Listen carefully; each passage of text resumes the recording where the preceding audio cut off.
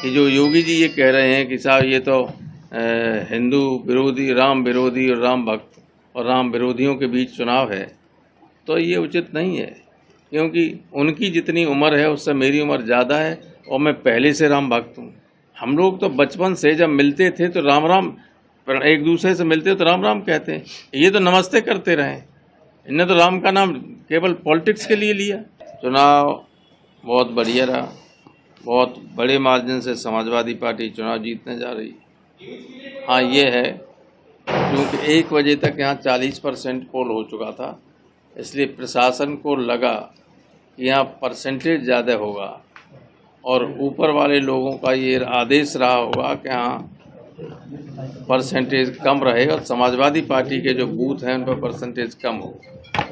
इसलिए 2 बजे के बाद यहाँ पुलिस के माध्यम से बहुत बड़े पैमाने पर लोगों को वोट डालने से रोका गया।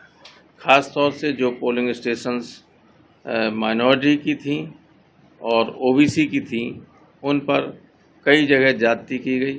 सैकड़ों हमारे कार्यकर्ताओं को थानों में बैठाया गया, कहीं कहीं लाठीचार्ज भी किया गया और महिलाओं को तो घंटों धूप में खड़ा रखा गया हाजीपुरा में और इधर हमारे खेड़ा और इसमें अहमदिया पर सिकवाबाद में। तो लेकिन उसका असर पड़ा है, वोट का परसेंटेज थोड़ा कम हुआ, लेकिन जो विनिंग मार्जिन है हमारा तब भी बहुत बड़ा होगा, क्योंकि ऐसी सैकड़ों पोलिंग स्टेशन हैं जिन पर एक एक पोलिंग सेंटर पर बीजेपी 1,500 2,000 वोट से हारेगी। सर, कल कन्नौज में अखिलेश यादव भी मंदिर में गए थे, जैसे गंगा जल से धोया गया कुछ लोगों द्वारा। ऐसा है, इसीलिए तो मैं कह रहा हूँ कि इनकी मानसिकता कितनी दूषित है। जो बैकवर्ड्स को, दलित्स को, माइनॉरिटीज़ को इस लायक नहीं समझते कि मंदिर में जाएं। तो 85% आबादी जिस देश की इन वर्गों की हो, वो अगर मंदिर में नहीं जा सकते तो फिर इसका कोई औचित्य भी नहीं। क्या मतलब है?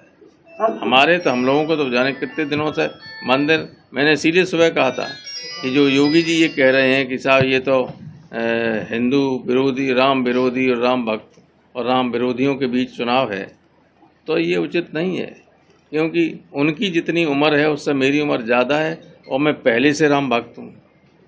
जो अपने को ठेकेदार समझते हैं राम भक्त का, उनसे ज़्यादा हम लोग तो बचपन से जब मिलते थे तो राम राम, एक दूसरे से मिलते तो राम राम कहते हैं, ये तो नमस्ते करते रहे। इन्हें तो राम का नाम केवल पॉलिटिक्स के लिए लिया। इनका क्या मतलब राम से? सर, तीसरे चरण में कितनी सीटें जीतने जा रहे हैं लोग? 10 सीटों में सर। क्या तीसरे चरण में आज जो मतदान हुआ है लोकसभा की सीट है, आप उतनी कितनी सीटें जीतने? तो सारी सीटें जीतने जा रहे हैं, 1 आध सीट हो सकता है हार जाए।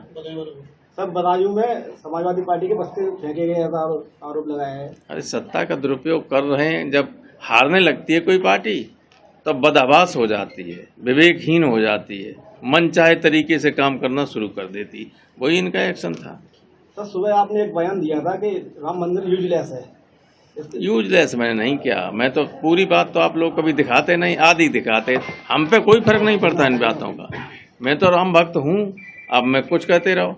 अगर ऐसा है कि संतों ने, महात्माओं ने ही ये कहा कि वास्तु की दृष्टि से और उसकी दृष्टि से वो सही नहीं कहा कि नहीं, कोई आया जगतगुरु शंकराचार्य, तो फिर हमारे लिए क्यों करते हो ऐसी बात?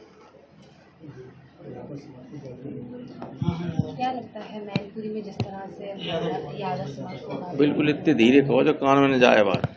क्या लगता है यादव समाज को गालियां दी गई है, क्या कहेंगे मैनपुरी? वो छोड़, ऐसा है, हम कोई सामाजिक विद्वेष फैलाने वाला काम कर ही नहीं सकते हैं और न उस पर रिएक्शन दे सकते। जनता ने रिएक्शन दे दिया है। साइकिल का बटन दबाकर जो गालियां दे रहे थे पूरे समाज को, उन